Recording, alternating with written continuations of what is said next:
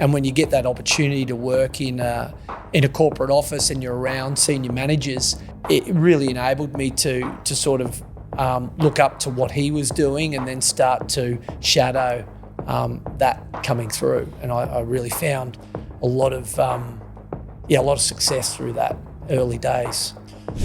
It doesn't take talent, it takes persistence. And it takes that repetitive action of persistence, persistently turning up, persistently, wanting better, more, those sorts of things. And so you've got to pick something that you do like and don't just do it as a job, just do it with passion.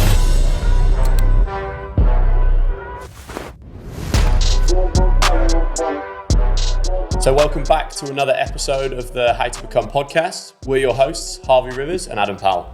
And today's one I'm really excited about. My bread and butter is working in the construction industry. So we're sat here with Damian, who's the managing director of 5Point projects. Started off as a builder and now even progressing to be more like developer, builder model as well, which is really cool. So keen to unpack, Damian, a bit about your journey, your story, what got you to where you are now. But I guess for people who aren't as familiar as I am with what you do, what does Damian do? Yeah, look, thanks for having me, boys. I really appreciate the time to come on. And if my little journey can help someone look to their future and be successful, happy to share it. It's as with most people, as I would tell you, I think I've worked with the motto my whole life is the harder I work, the luckier I get. Love it. And I think from that point of view, that would be the tale of most people. You're a measure of your failures versus your successes in a lot of these things, and it's how you continue to pick your path. So look, I was lucky enough. My father was in the building game, and I grew up in Melbourne, and he had a really strong work ethic. I never really saw him growing up. He was always out, and doing the building game. So I really didn't have aspirations for that. And my mother certainly didn't want me to do that either, given he was never home. Sure enough, I finished school and jumped straight into a trade. I was actually looking to do a pilot scheme based on something, but it was a bit of a deviation. Oh, wow. And so jumped in, did a trade. And what was that, carpentry? Yeah, carpentry apprenticeship, worked on the tools there, and I'd done a whole lot of schooling for an engineering thing, but I really didn't know what I wanted to do from that engineering space. And as I said, construction was kind of an easy fallback, and it wasn't something that I wanted to just sort of be gifted into. Did that, and then got picked up at the end of that trade by some guys in Lend-Lease, and did a bit of a housing project for them. And by the end of the housing project, they'd taken me under my wing and put me into a cadet program. I was probably about 23 years old at that point in time. And put me into a cadet program and said, we'll put you through an engineering degree. Let's put you on a management course. Oh, wow. In a really short time, probably had 2 to 3 years, got the management degree, got the bachelor's. Had that in, and I was running my first project with Lend-Lease. What was that one? What was the first one under the belt?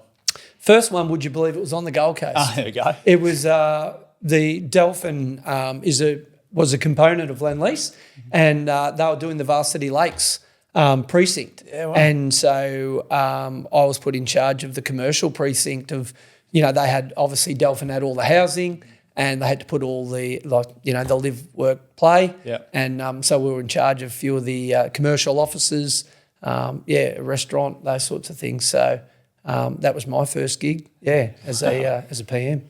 And now I feel like the third wheel in this podcast because Adam's the construction expert in terms of recruitment.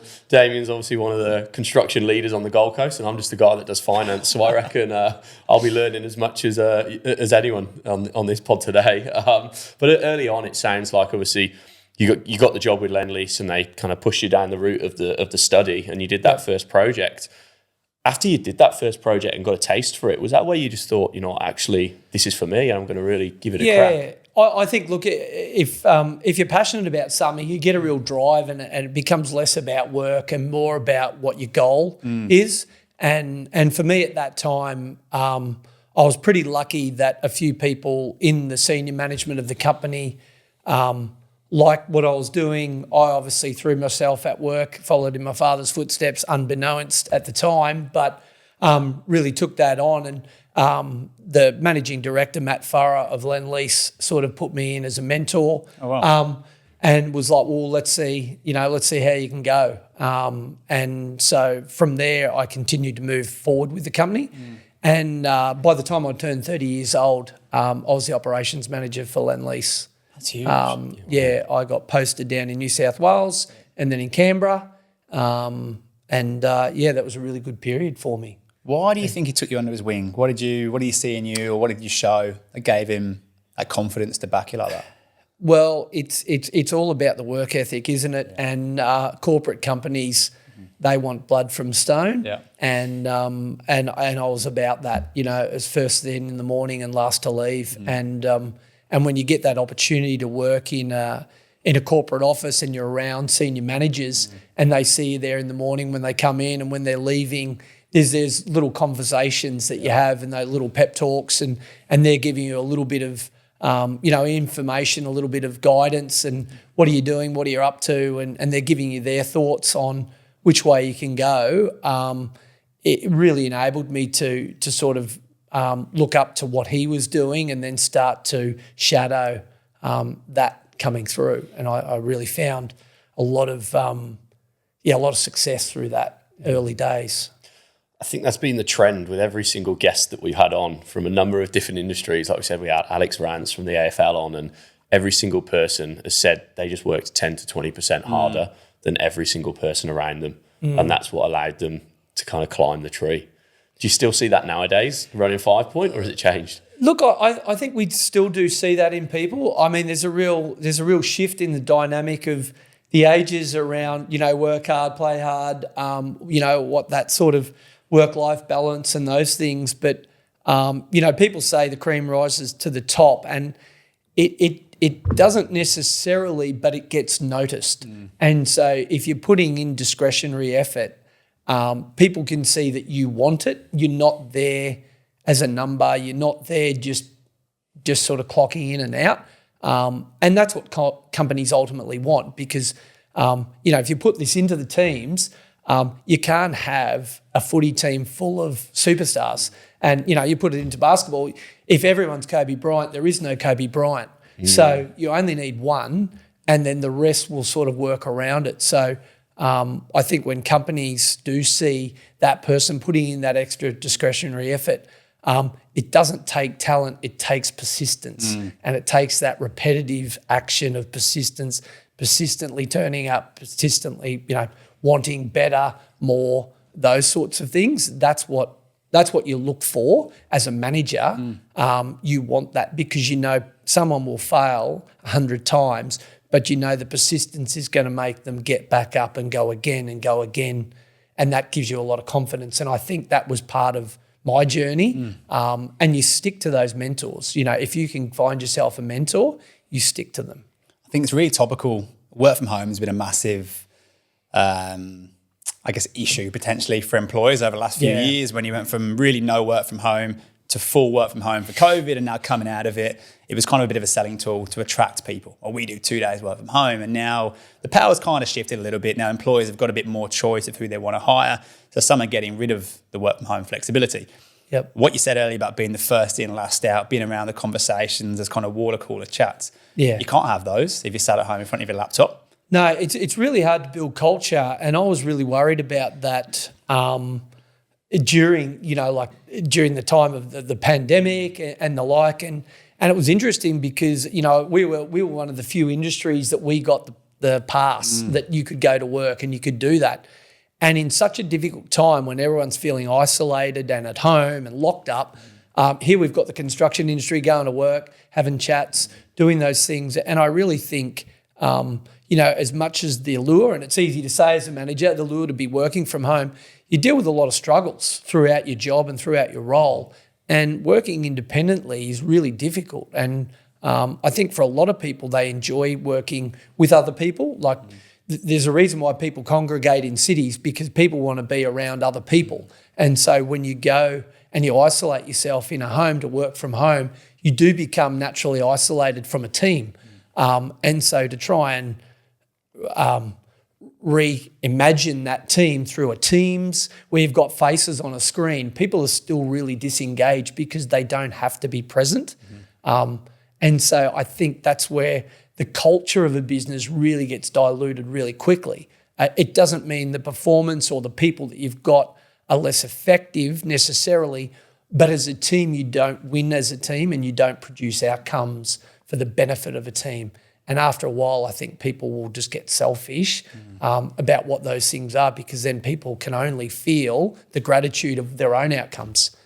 Yeah, couldn't agree more. I went for a coffee yesterday with a CFO of one of the largest global retailers in the fashion space, and she said exactly the same. She's completely against work from home, and she actually was saying there's no coincidence that since work from home has increased, rates of mental health have also increased, because she's just like, everyone's just so secluded. And she even felt it herself throughout COVID, and she was like, I couldn't wait to get back into the office. Yeah. It's that water cooler chat that you didn't know you were going to have. You didn't plan to have it. And it could be about anything. It could be about someone else comes to you and they're struggling, and then you go, oh, we've got something in common. And you share that, you get that off your chest, and you move on. Yeah. And it's therapeutic. So, I think that the secret for most people is to find something that you love and do that.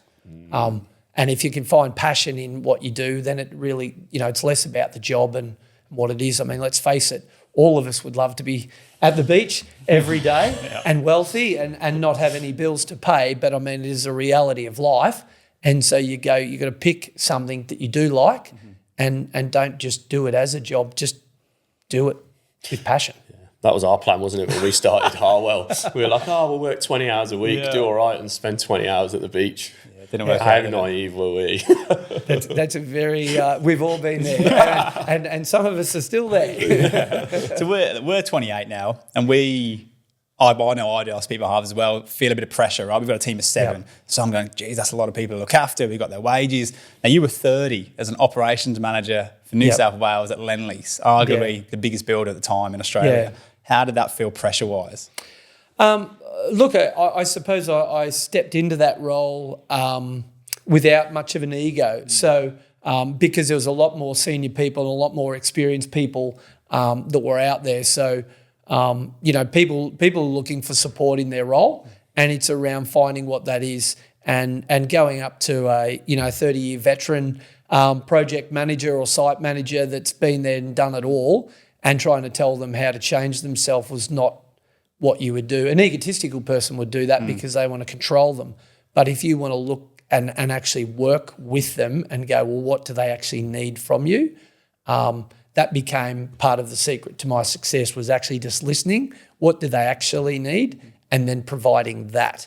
Because if I could make them the best version of themselves without me trying to make them the best version of what I want them to be, they were happy to accept my counsel. Yeah. Did you have to do much work and development around that side of it? Obviously, you qualified chippy and went through and did a project, and then all of a sudden in this national role, in terms of dealing with people, and like you say, people 30 years experience. Yeah, that's right. Look, and it's about understanding. I mean, you can't listen enough to people about what they're actually physically saying and what they do. And I suppose it's an observational thing that you go around. You guys would be exactly the same. You look at how people have been treated in other companies and why they might want to come and work with yourselves. And it's about that relationship that you have, because the transactional part of anything you do is transactional, but it's how you make that personal and what that's what the people remember. And it's what personal aspect of that transaction are you going to affect on someone that you're dealing with. Yeah, I love that. So you get this promotion, you're operations manager at Lendlease. Did you think you were going to be a lifer? Was that you then set in your mind? I did. It was very not quietly known that I wanted to be the CEO of Lendlease. That was my goal, and I thought I was going to do it. And there was certainly some competitors. Everyone else wanted to be MVP of that as well. And so it was one of those opportunities, and as happened, had it Lang O'Rourke come around at that time. They bought up Barclay Molam in Queensland, and Matt Farrer, he left with Andrew Wilson, who were both, he was the CEO of Lendlease. They both left to join Lang O'Rourke and start a new construction arm.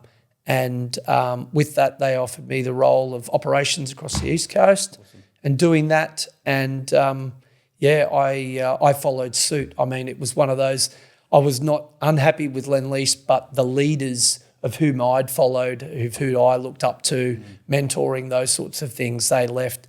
And I saw that as a challenge for me to go, well, I can go and create something with them and do something different, because, Lendlease was a 50-year vet. At the time, they'd been around for a long time. They had processes and systems, and the opportunity to create something, because that's really what you do in the building game. You're creating something all the time. It's just, it's repetition, it's different, but you're creating something. So the opportunity to create a company and be part of that startup was really exciting to me. Even though the CEO has just left and your dream of being the CEO is there for you. That was I was certainly not in the running at that point in time. I was still a fair way down the pecking order in the management line. And it would have been fast-tracked, I'm sure, going to a new business where you're already highly thought of, probably a bit closer to the top of Lang O'Rourke. Was that the case? Well, that's right. So my whole period in time through Lang O'Rourke is for the most part, I only had one line manager in between myself, Matt and Andrew, and so I had a lot more direct access to people that were highly successful in this industry, in our field. So that was, every day was a great day going to work. And what was it like then starting that company from scratch, in quotation marks? What was some of the first challenges that you had to kind of overcome? Look, there was a huge cultural shift because we acquired companies, and they weren't a corporatised business. They weren't trading, and so they had a lot of different processes, and it wasn't necessarily wrong about what they did, but it was kind of we were sort of bringing a tier 2 entity into a tier 1 space, and so a lot more governance, a lot more red tape, those sorts of things, and so. It was really, you were diverging two different cultures and to see if you could mesh that through. And it had its challenges, and there was a lot of bloodshed and some tears around on both sides of where we saw that, the way we saw it happening to what we actually delivered, and then how long we'd actually given ourselves to actually embed that new business, because, Lang O'Rourke didn't exist in Australia, and it was, $1 billion company, I think, worth at the time about $7.4 billion. Globally, it was, the largest employer in a construction space, 25,000 employees. Wow. Yeah. You mentioned you made the move with obviously some very senior people from Lendlease. When you came over to build out Lang O'Rourke, was that the plan? You said, right, let's recreate what's been really successful over here for Lendlease over here in Lang O'Rourke, or was it let's do things differently? Look, I think we approached it with the fact of you do have a clean slate, but you're putting your pros and cons together, and you want to take the goodness of the things that were done well there, and then you want to put your own bent on something, because you do have that clean slate to go, well, how do we want this to operate? How do we want to affect a change into the industry and become a real player? Yeah. Did that bring up any challenges that you'd never had to deal with before? Look, the biggest one there culturally was the cultural alignment for me. Coming from Lendlease, the culture was embedded in you, that was bred into you as you went through the company. And so if you were either on board with that culture or you're off. So then to come into something where you've kind of got this managerial alignment, and then you've got all of your employees that are all looking at you going, we didn't want you, this was a takeover, despite what the builders, there was a sale there, but it was like all of our lives are now turned upside down, and what we used to do yesterday, we can't do today.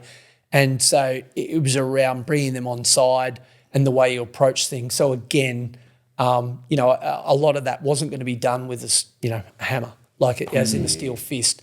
You had to actually spend some time and get to know these people and understand what was good about their business, and I think identify that it had been around equally for a long time, and there wasn't necessarily what they were doing was wrong. So it was around going, well, how do we take what they've got, that essence, and just continue to improve that and bring that online into a tier one. So then seeing the outcome of that transition, looking Yes. back and reflecting, did you guys do a good job? Well, ultimately, we never got the chance to see it at its full potential. About 4 years later, the world gone into a bit of a global financial crisis. It was coming out the back end of that, and Europe really suffered with job prosperity, all those things around that time of the Olympics, of what that was going. And there was a real strong influence then that come from the Europe where managers that were seemingly out of work, that were forefront fathers of the Lower Rock Corporation, came into Australia, and they were put into the business to make change and help grow this Australian business. But culturally, they never took the time to get to know the Australian entity and the Australian market and the Australian clients. And very quickly, they did try and rule a little bit of, they were the big brother type thing. They were from the mothership in Europe. So that was a real difficult time for a lot of people, and including myself. And I become very disenchanted with what I was doing, because I was no longer able to do what I wanted to do, and the culture that we'd wanted to affect and had taken within the company.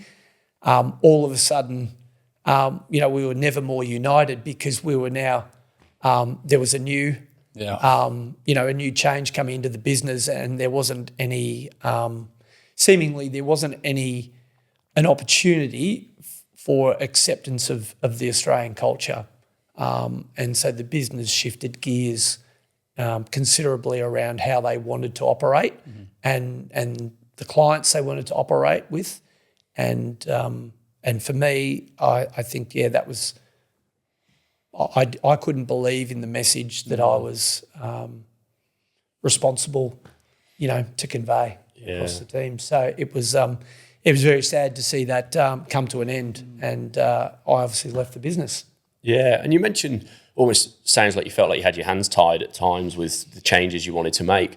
Is that what kind of sparked, okay, I want to do this for myself one day? Or at that point were you still, no, the corporate world's for me? Look, I think that it was a bit of a blow there, that it was a realisation that when you're dealing in corporate companies, even when you are the boss of companies, if you have shareholders, if you have those things, there's always a new vision, and new people bring new visions, and sometimes that creates opportunity, and other times that doesn't. It creates misalignment, and I think I sort of come to the realisation that yes, maybe one day that could be in my stars to do that. It certainly wasn't going to be at Lower Rock.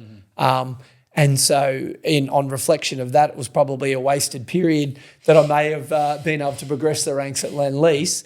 But you don't look back, of course, you look forward and you go, well, how do I turn that experience and not wanting, for me personally, not wanting to go through that cultural change again, was I need to create something that's mine, something that I own, and something that I will be the driver of that vision. I want to maintain that so that when people do come on board, we don't have to have a cultural shift within a period of time and unsettle and taking it on, which creates imbalance. So what was the final straw then from going, okay, I'm going to quit my job or move on from here? And then where did 5Point start? Where was it born? Well, look, it was really a realisation you have with your wife and your family, and at that point in time, you're looking yourself in the mirror and you're thinking, well, corporate life, this is what it's going to take, this is what it's going to be. You can't be so impassioned with your employees, and you can't have those close relationships. It's got to be more transactional, because the naivety of a 30-year-old, man, it becomes that, when you're operating a global, a national business, that you've got to make decisions that are unpopular, and you can't be thinking about the relationships. You've got to do what's best for the business, best for the shareholders. And so for me, I think that was the turning point to go, well, I am invested in relationships. That's always been where I've found my success in terms of being motivated by other people, working in teams. And so it just made sense to go and start something myself. And what was it meant to be? Because I know when we started Harwell, as Harv mentioned, it wasn't meant to turn into a big business. We weren't meant to have a labour hire division, but now we've got one. Just keeps on coming, doesn't it? And who knows in 12 months' time, right? It's a very difficult thing, Ego, and to contain it because, of course, success breeds success. And as soon as you think you've got something nailed, it's just because people that do start their own businesses, you've got that drive. And once you've hit a goal, you've got a new goal. And you've got to be really, I suppose, conscious of those new goals, of how quickly those goals get reset, and can everyone come with you on that journey. And so for us with 5Point, what was it meant to be? It was meant to be a small boutique business that just sort of did one or two projects. I always put it out there that I'll be the retired joinery guy, that I don't do mass bulk anymore. We just do one or two, feature pieces, and people, you can have that relationship and people that come to work for us. But over time, we found that success breeded more success, and more people wanted that opportunity for us to build that table for them. And then you've got some of the staff that are coming in, and of course you're cognizant of their dreams, and they want to move through the business, and they want that opportunity to grow and see their potential as well. And it is a family business. My wife works in the business, and my son works in the business now as well. And so, that you have a greater family now, and you want to see them reach their potential. You don't want to see them leave you to go and reach their potential elsewhere. So you do have that sense of responsibilities to sort of grow the business somewhat, to give other people an opportunity that have, given you back that extra discretionary effort. They're wanting to follow you. So you want to give them new goals. And of course, it feeds your own ego because your business is growing a little bit, and it's just how you keep that under wraps, how you keep that from just exploding.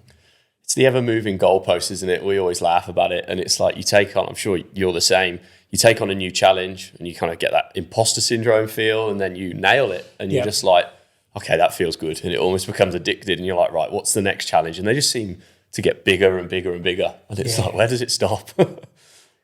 Where does it stop? I think, look, you've got to be real to yourself and go, understand what dream you actually wanted, and it's until you actually take those times of reflection. And I am finding in this role and where I'm at right now in 5Point is a lot of people want to know what your plan is, what that is. And you do need to take time to reflect what that is, because we kind of all know in this industry where you can go, but then I also equally know where that leads to, because could we go out there? Do we have the right people in the business? All those things to take it to a tier one, to a corporate company. And I go, yeah, that's quite possible to do that. We could absolutely move there. But then what does that result in? And then that results in transactional relationships. That means you need to cut the family ties with your employees. You need to make decisions that are other people are depending on you, that are outside of your business, that are looking for you to do that. And, at that time, your business becomes more about churn, and just volume and turnover. And you're just servicing a business versus actually living the dream for your business.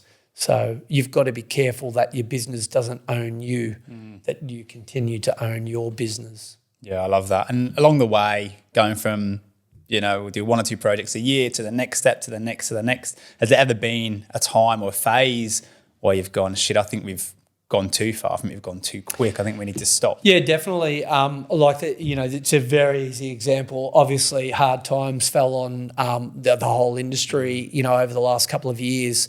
And at that point in time, by one way or another, we'd probably grown to about 14 projects. And I'd always said I wanted to do sort of 5 and 5 in the Brisbane and Gold Coast regions. And so we'd grown above, and it was like, look, this is you're really playing with people's lives, you're playing with things. Have we got all the right processes, governance, all those things in place so that we can weather a storm like, the COVID and then the industry and the productivity and resources. And so we did actually retract.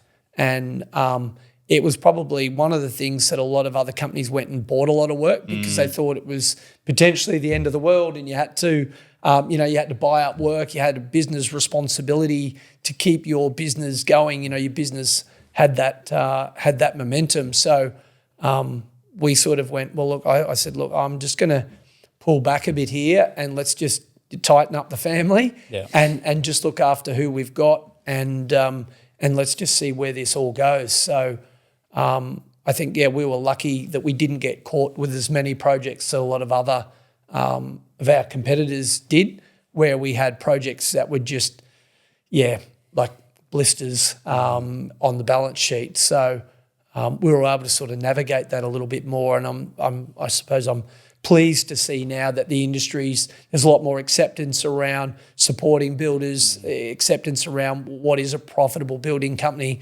not just a volume business, those sorts of things. And people are taking a different approach, and that's developers, banks, that's the whole people in there, in that whole stakeholder part of the industry. So I'm feeling it's okay to sort of move a little bit forward again, but we're certainly not, our expectations are certainly not toward the stars, but it's around just continuing to that sustainable growth and continue to just consolidate on that reputation and just make sure that the tables that we do deliver, it's meeting the expectations of our buyers, and our clients.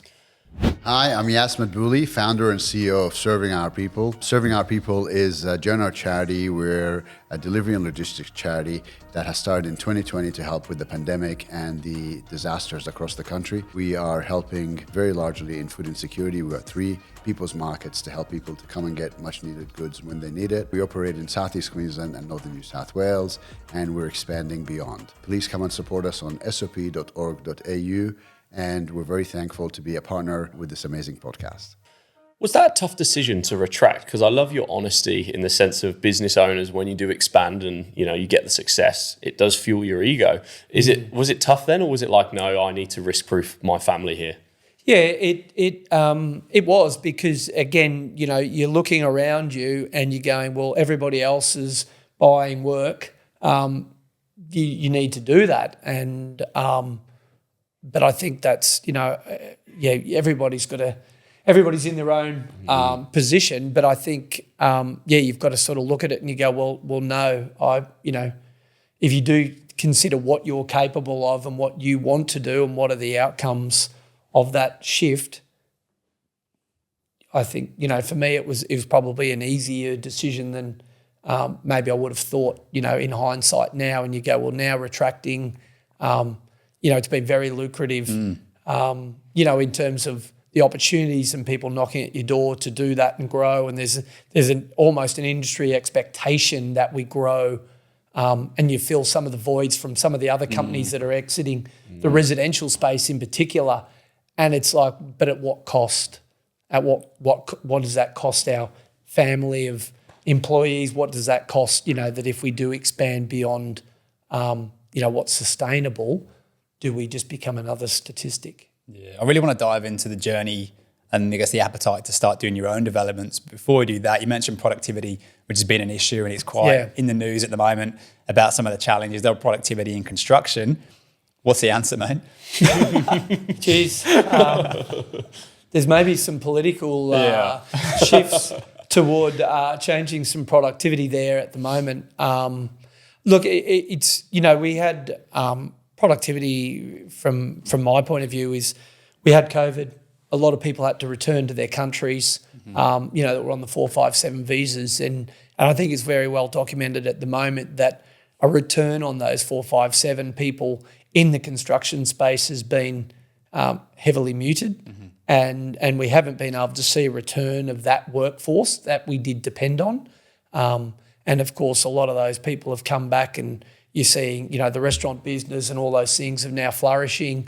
As a result, they've been able to get people back into the country to sort of support that growth and staff those restaurants and get that going through and keep prices sort of at a reasonable level. Whereas from a construction sense, we've had that boom.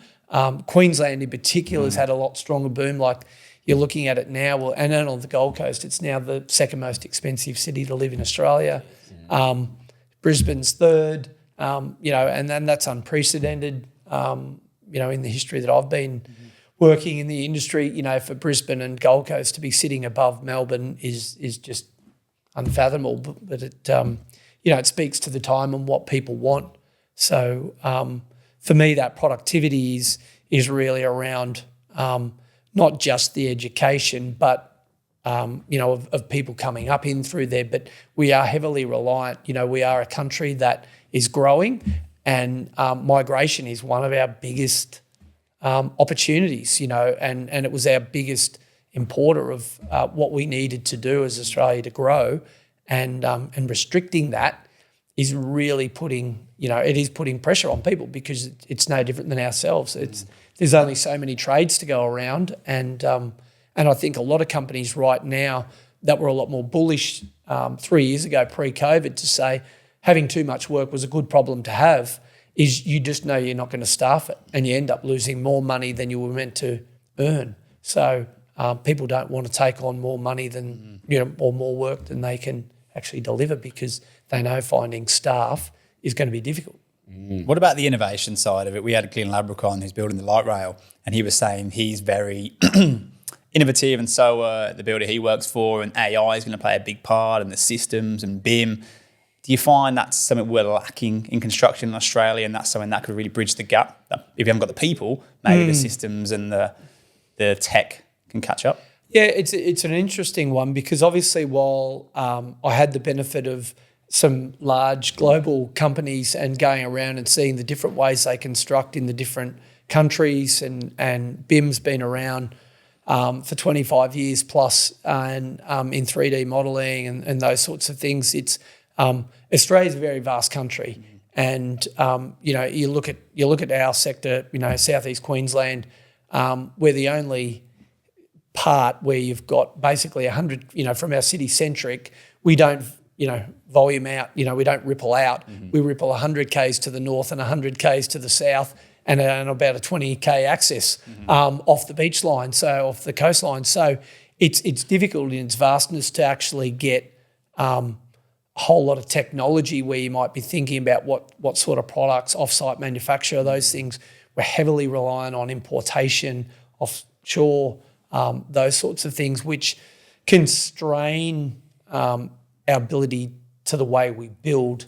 With AI coming into so many things, the only real way you can sort of, I think it's unrealistic to think that you could 3D model and print a building. I know there's startups out there looking at homes and how you do that, but they take hours of work. And if you put that into practice, you go, well, okay, that's, we've all seen the modular buildings, and you go, that building went up in 6 weeks, 10 stories, but that building was in fabrication for 9 months prior. There's a lot more work, the intricacies, the margin of error in that assembly is a lot more difficult than constructing in situ on site. So you go, okay, well, look, it's still worthwhile. But what happens if we stop constructing in situ and then everyone becomes into fabrication? We've still got the same lead time issues. We've still got that. Probably the only benefit we see as a country is better weather environments, because we don't have the downtime of weather delays. But then you look at countries like Canada and Japan and that go through winters, that they operate through the winter.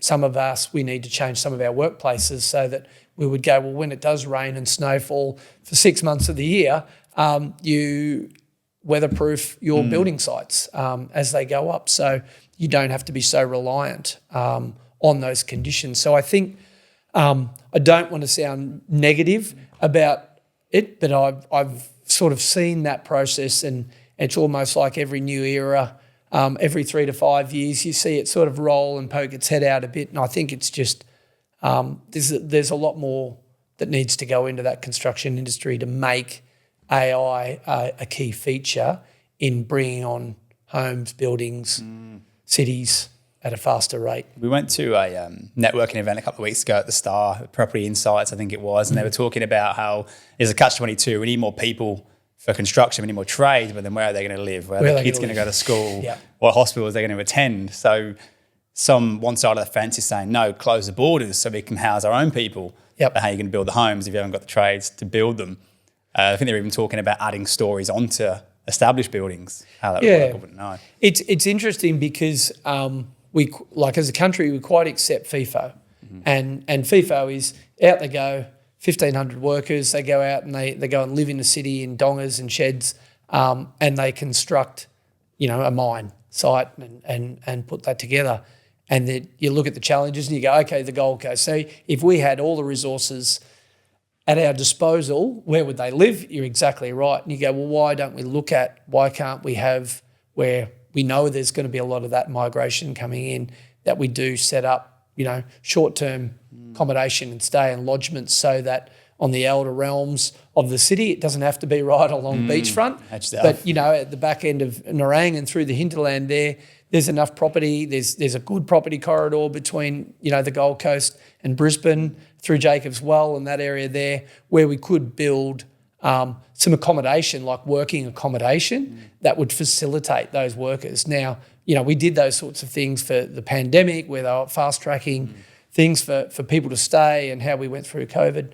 But for me, I think that is a really smart solution. But Australia, we want that. There's still that antic of the Australian dream. You have to have a house and you have to live and, you have to have those things. And it's not to say that you can't, but maybe we have to consider that given we've got such a shortfall or a deficit for that, until that balances out a little bit more, we look at that short-term accommodation for workers to come here. They can still go to the shops. They don't have to be fed like camps because you're in the middle of nowhere. But I think, accommodation for those sort of people, because a lot of the trades that do work on our projects right now, they are, of Asian background and they're of European background and all those things, and they have those facilities already existing in their countries. And so, that sort of short-term accommodation to build so that we can get a little bit in advance rather than having to build accommodation for the workers and then they move into town and then we can start constructing new facilities for the city. I think that could be an interim. What do you see the next 10 years in the industry? And the reason I ask that question is it seems like the media are quite quick to jump on builders that go under. Do you feel that's an unfair reflection on the industry as well? It is and isn't. It's about, everything's risk-based and there's, I think over time, the work, there's always been a real master-servant relationship with who builders work for. And over time, they've been able, I suppose there's the old centric that, builders make a lot of money and so they've always got enough margin up their sleeve to what they actually do. And so they'll be fine. But majority of builders work on turnover. In terms of that cash flow turnover and that volume around having that cash. So they're a lot of people are chasing their tail. They're not actually making a lot of profit. And so when you've got these companies that are doing that, it is a dangerous business model because when the music does stop, a lot of builders then found themselves going, well, we've actually got to dip into our cash reserves or dip into our balance sheet for that money because the rainy day has finally arrived. And, you will see a lot of them that didn't have it. And so it's about, protecting yourself for that day.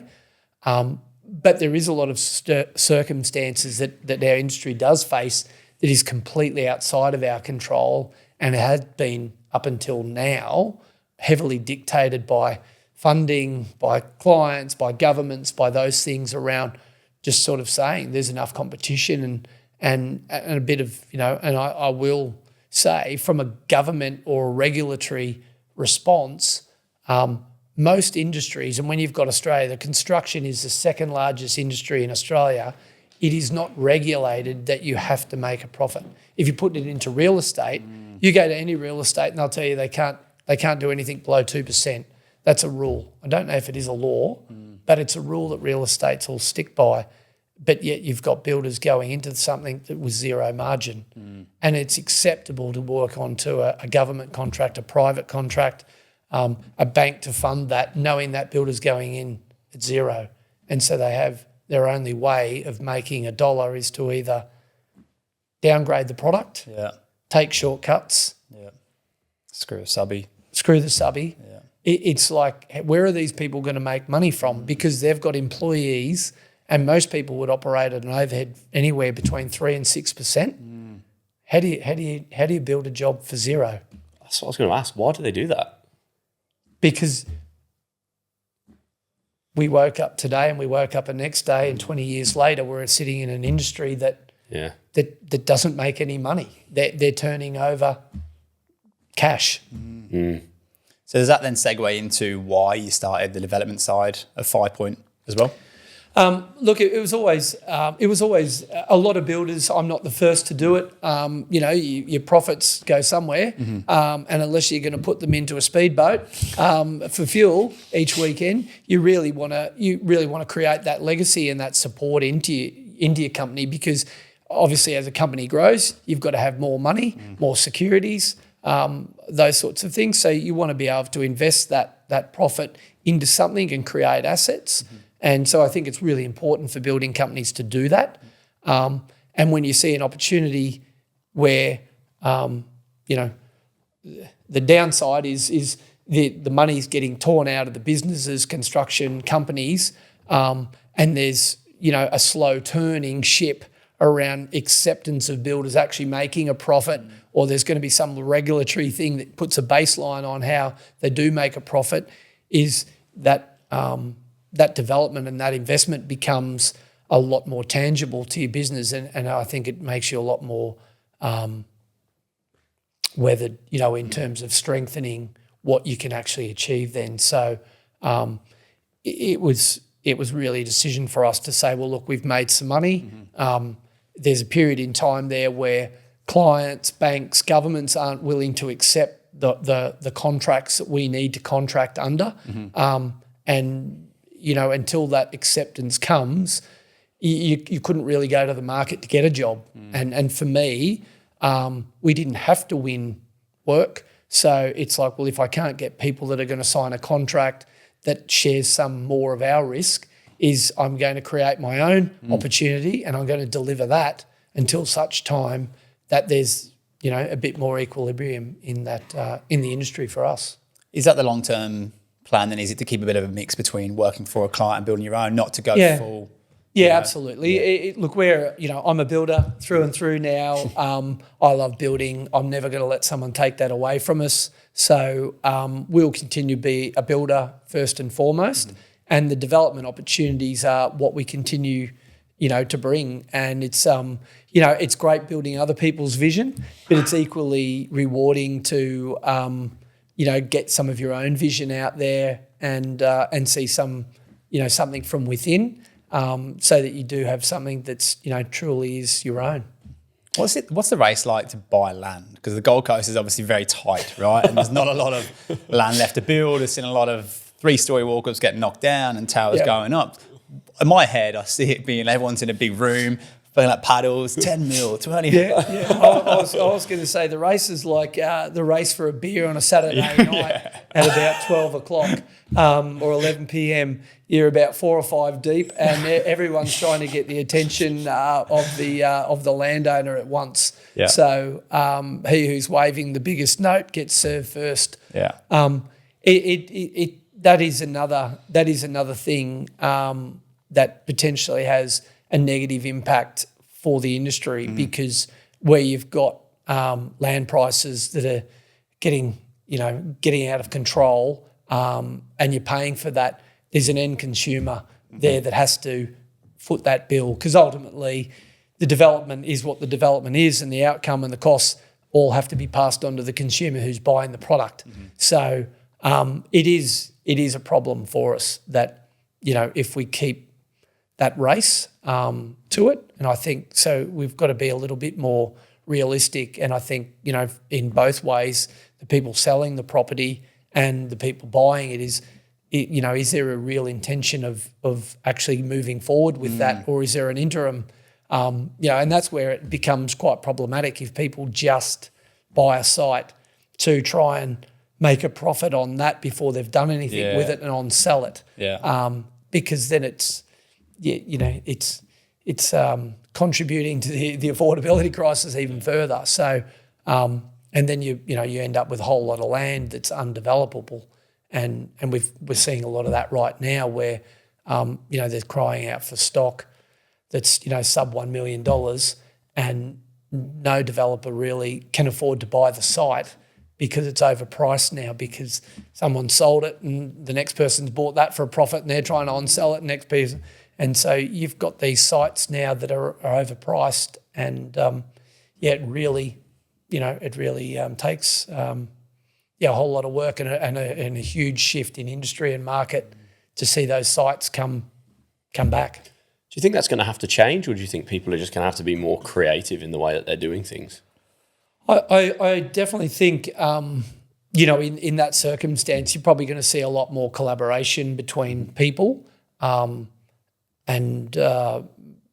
it's, do entities sort of go?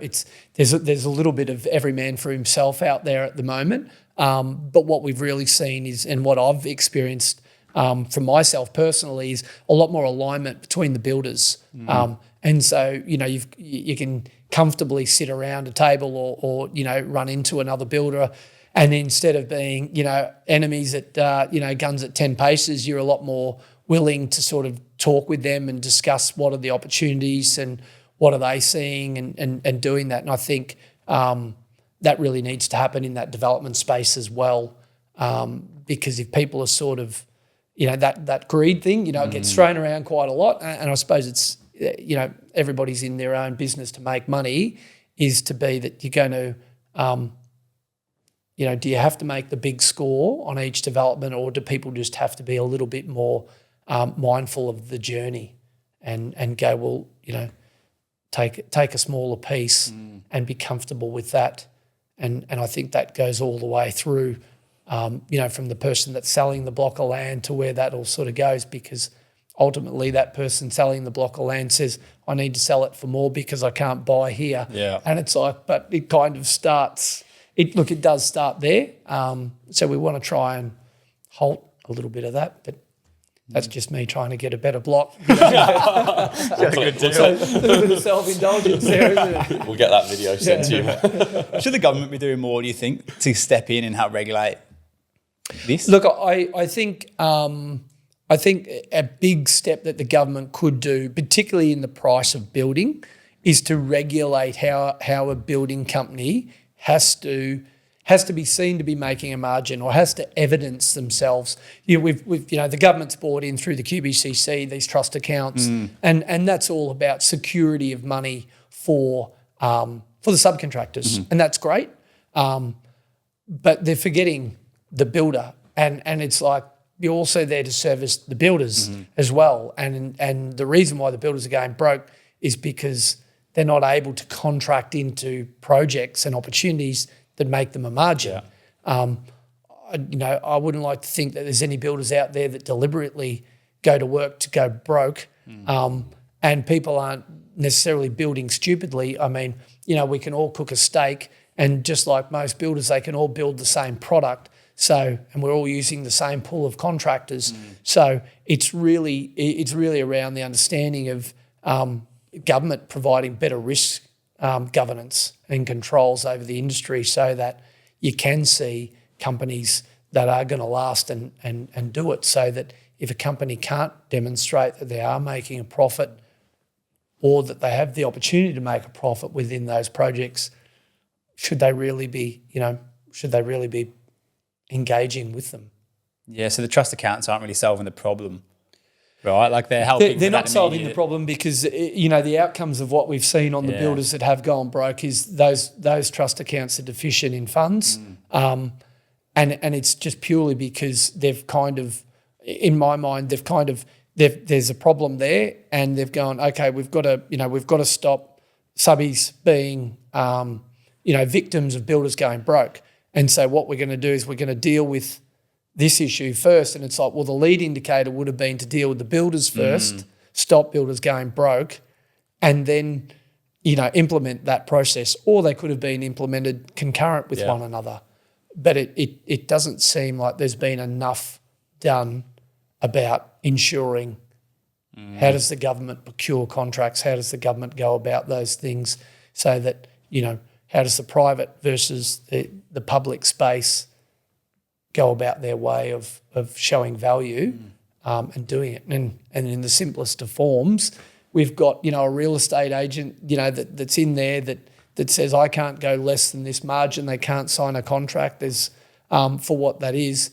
And, and why is that, why is that industry heavily regulated that's the case? But they actually, the risk of them is someone doesn't transact on the sale.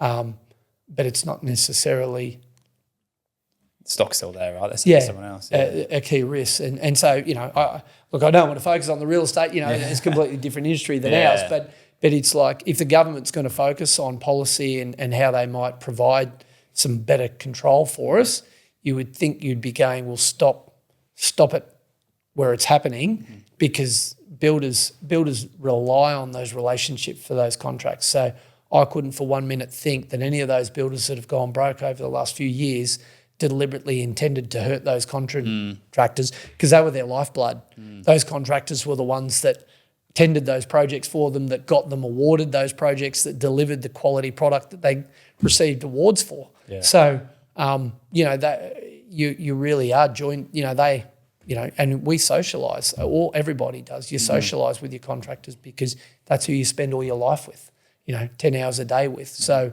it's about, I think, looking at the front end of what's wrong with building, does that industry need review?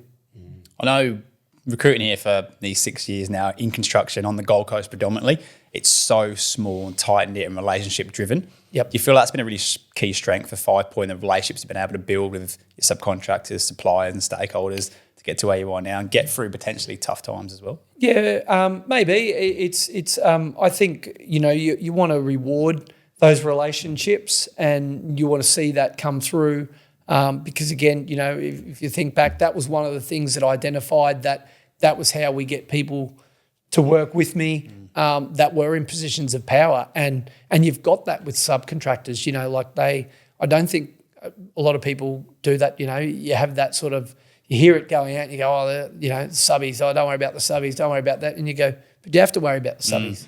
Because if they stop working for you, you don't exist. And so it's important that you do create those relationships with them. And I suppose, subbies are no different than us as builders. They don't want the race to the bottom either.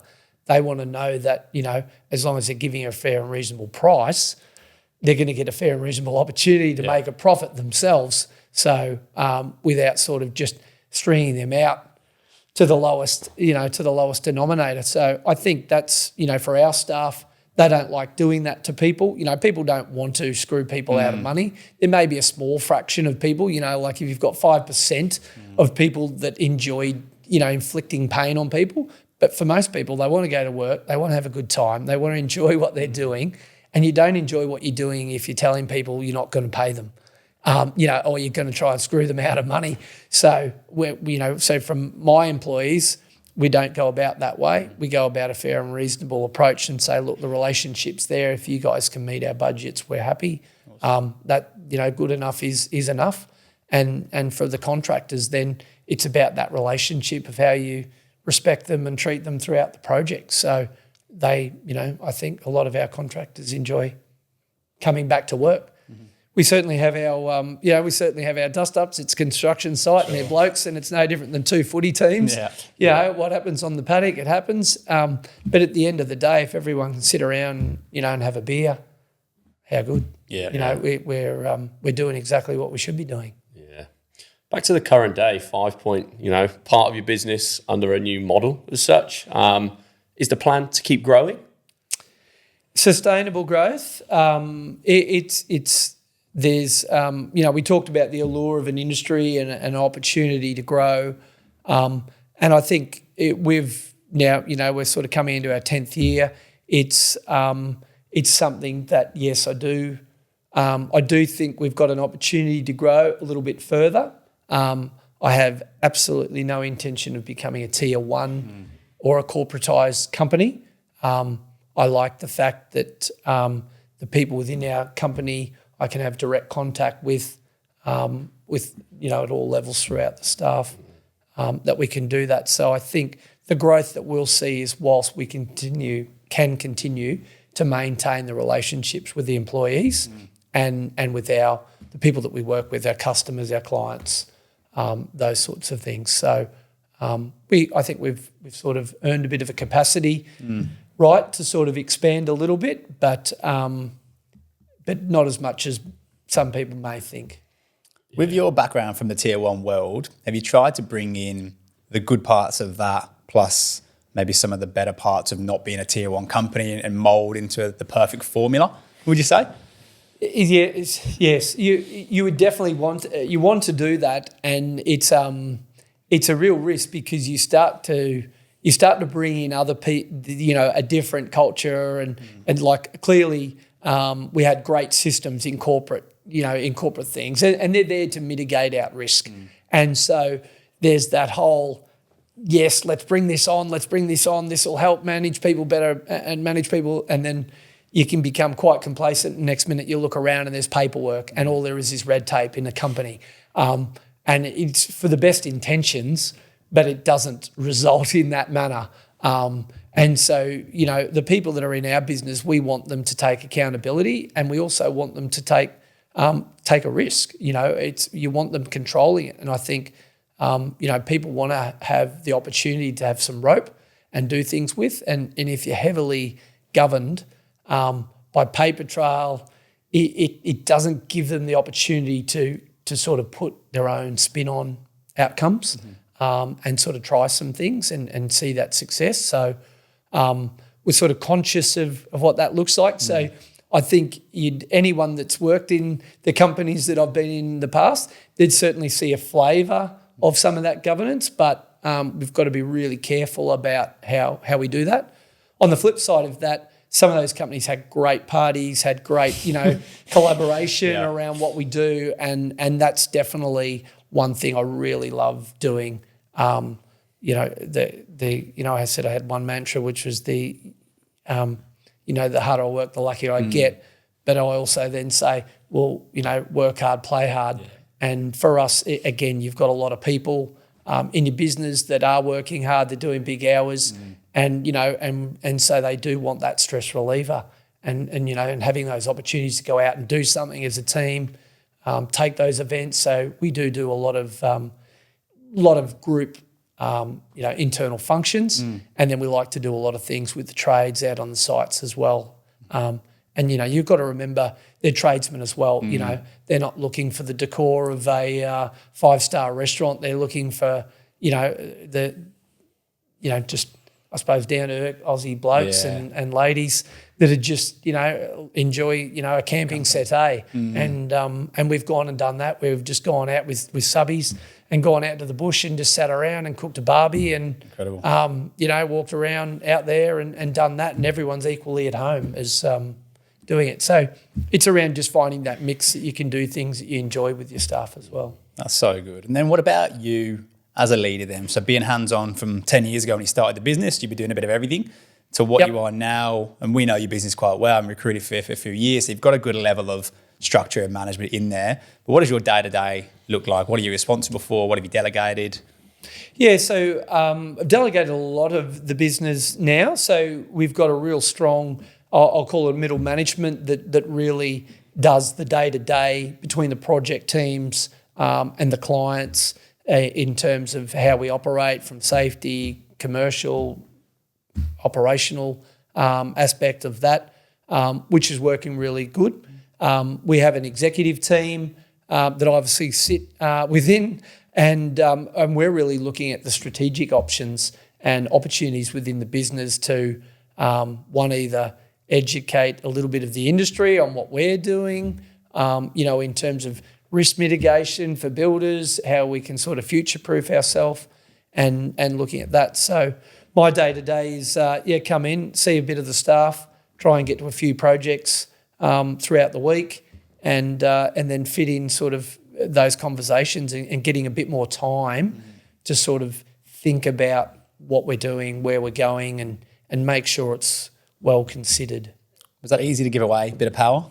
A bit of responsibility? It's not, because the ego thing, you want to be the decision maker, and it's very easy to walk into a room and go, well, I'm the boss, I'm just going to make the decision on that argument or that debate or whatever that is. But, you're not creating any future leaders. So you need to be able to give those people that are in those roles the opportunity to come up with their own outcomes. And, and if our business has to learn some lessons, so be it, because I know I was better for it and they will be. We don't ever want to be learning lessons that are catastrophic, but lessons that sort of earn a sharper focus they're great in my mind. How do you find it leading the business alongside your wife, Sharon? Because I know the old age thing is people say, don't go into business with your partner, but it seems like you two have nailed it. So that's very easy. You do not work together.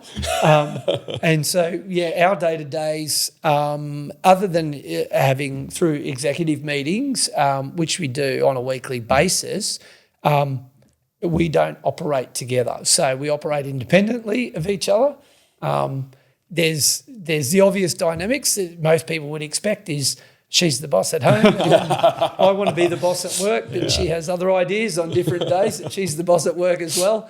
I think there's it's no different than any relationship. It's all about respect and respecting her to be able to make decisions, because she's obviously got best for business in mind, and I think, she's happy for me to take some of the more strategic future vision of the business, because clearly I've got a bit more experience than her in that field. She came from a banking background, so it's but I think it's quite good, because a lot of people in our business are able to talk with her and communicate with her, one-to-one as another business owner around, and whether it's just general communication, around what they're feeling, what they're liking, and those business directions that ordinarily, they might find they have to sort of go through a chain of command about. So it's good to have that sort of on the ground communication still at an executive level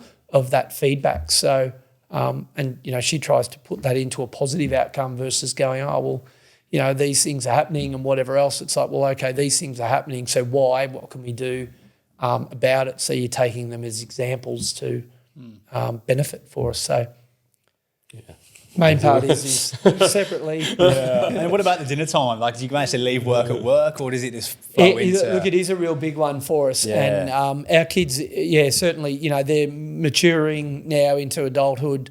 It is a bit of a, work stops at home, because there is enough opportunity at work to discuss work. And so I've always been about that. I don't call my staff when I'm at home. I mean, it'd be very rare. Like if I had to do it maybe twice a year if I'm calling someone at home. So I want to be respectful, so that when we're at work, we're playing, we're on the paddock type thing. When the game's over, the game's sort of over. Every now and then we'll talk about something, but we never talk about key business decisions. We never talk about conflict. And you're not really wanting to talk about the day-to-day nuances as much. We did find that was a bit of a gap in our life, because you do want to come home and tell your partner all the problems, but you end up trying to solve those problems and each other, and it's not about that. You just want to vent to your partner. So you got to do that with boys. You got to find someone else to vent to. Yeah. And then with the growth, then, so we don't want to go tier one. Right. We want to predominantly, I'm going to presume, stay in Southeast Queensland. So how are we going to grow? Is that more of the same, that, mid-rise to 18, 20 levels? Yeah, I think it's the growth in the number of projects and the size and value of projects is going to sort of bring about some of that growth and opportunity. It's when I say corporatise, it doesn't necessarily mean we only ever sit in that tier 2 bracket, but I'm not going to take it to a corporate level where I start to have a responsibility to bring in a board where you've got external parties, whether they're funders, whether they're whatever they are in your business. I'm certainly not going to be splitting the company off, but it's, there is a point in time when your company's large that you have to start to make decisions, and there's an expectation on a company of size that you're going to have, either a board of directors or you're going to have some external influence on your business. And some of that can become very centric on margin and outputs. And I think that's the line in the sand for me, where I don't want to see that. Mm-hmm. We've got a bit of a tradition that we do at the end of each podcast with our guests, and that is, if you could go back and speak to 16, 17-year-old Damian Dove, who's just enrolled on his Chippy apprenticeship, what would be that golden nugget piece of advice that you'd give yourself? Oh, it's I think, there's probably 2 schools of thought there, so don't waste 4 years. No, I'm actually really happy with my journey. So I think stick to it, stay persistent, keep the passion. And so there was a few times there where I lost the passion. And I think that's got to be your that's got to be my compass, so where the passion, I'm going to follow the passion. And so it's like, just continue to follow your passion. So I think if I gave myself that advice and stay consistent and persistent at that passion, you'll be fine. That would be what I would do. I don't know whether I'd arrive at the same outcome. I may have arrived at 5Point earlier, to be honest. Yeah. And as I say, I was really happy with that initial journey, but I think there was a few years there where I sort of thought, well, you've got to maybe change yourself a little bit to be successful, and then realise, well, I don't actually have to change myself. It seems quite similar to what we went through a little bit, right? Coming up at Hayes, where I was the same. I wanted to be not the CEO of Hayes, but I wanted to go through the ranks and manage an office. And then as I was kind of on the journey, I kind of go, and this is taking me away from what I actually like doing, which is speaking to builders, speaking to project managers, CAs, and doing my job. I didn't actually like all the additional stuff on top of that. So coming and starting Harwell, being able to just really focus on your job. And there is more responsibilities, but again, that fuels the passion because it's our baby. Yeah. It's not a task. It's it's a pleasure to be able to do what we do. And you're pretty good at some of the shit I'm not very good at, which really helps. It's definitely good having a partner that can give you yin to your yang. Yeah, absolutely. But no, it's been we've had the pleasure, obviously, of working with your business for I think up to 5 years now, and it's been awesome to see the growth. And we like to think play a bit of a part in that. We're getting you some good people as well, but to sit down and hear it from yourself, it's been awesome. So thanks for coming on. Yeah, thanks for having us. No worries at all, boys. Thanks for having me. Done. Cracker. That was awesome, mate. Yeah, really, really good.